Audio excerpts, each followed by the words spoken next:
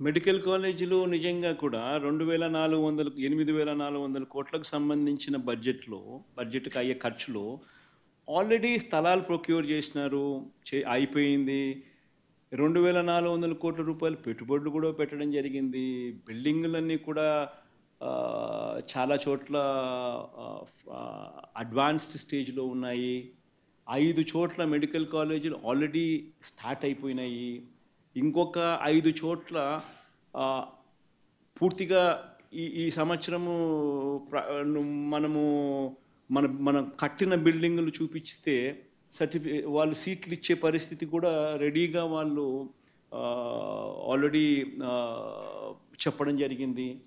మరి అటువంటి పరిస్థితిలో ఉన్న ఈ మెడికల్ కాలేజెస్‌ను, గవర్నమెంట్ మెడికల్ కాలేజెస్‌ను నువ్వు అమ్మేయడానికి సిద్ధపడితే, ప్రైవేటైజ్ చేయడానికి సిద్ధపడితే దాని అర్థం ఏంది?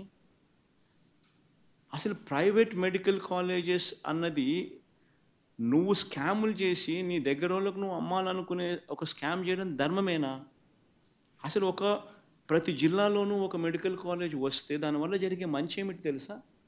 ప్రతి జిల్లాలోనూ ఒక సూపర్ స్పెషాలిటీ హాస్పిటల్ వస్తుంది. టెరిషరీ కేర్ ఇంప్రూవ్ అవుతుంది.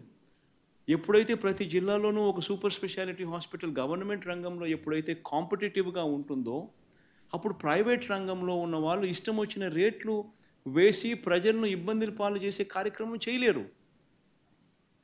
ఎందుకంటే గవర్నమెంట్ రంగంలో ఉన్న ఈ సూపర్ స్పెషాలిటీ హాస్పిటలు, ఈ మెడికల్ కాలేజు, ఈ మెడికల్ కాలేజ్ ఏదైతే ఉందో that will become the super speciality hospital which is going to be competitive. ఈ కాంపిటీషన్ అనేది ఎప్పుడైతే ఉంటుందో అప్పుడు అప్పుడు ఈ ప్రైవేట్ హాస్పిటల్స్ ఇష్టం వచ్చిన రేట్లు ఛార్జ్ చేసి పేదవాడిని ఇబ్బందులు పాలు చేసే కార్యక్రమం జరగదు. అది ఒక అడ్వాంటేజ్ అయితే, రెండో advantage the number of seats it will add. ప్రతి మెడికల్ కాలేజు 150 సీట్లు అదనంగా యాడ్ అవుతాయి. ఇందులో ఈ అదనంగా యాడ్ అయ్యే ఈ ప్రతి మెడికల్ కాలేజ్ సీటు ఆ హాస్పిటల్లోనే ఖర్చు అవుతుంది. ఆ హాస్పిటల్‌కే పెడతారు. ఆ మెడికల్ కాలేజ్ కోసమే ఖర్చు పెడతారు. ఆ కాలేజ్ బతుకుతుంది. ప్రైవేట్‌తో గొప్పగా కాంపిటీషన్‌లో నిలబడగలుగుతుంది. పిల్లలకు మేలు జరుగుతుంది. ప్రజలకు మేలు జరుగుతుంది. అలాంటి దాన్ని నువ్వు నీ స్కాముల కోసం అమ్మాలనుకోవడం ఎంత మటుకు ధర్మం?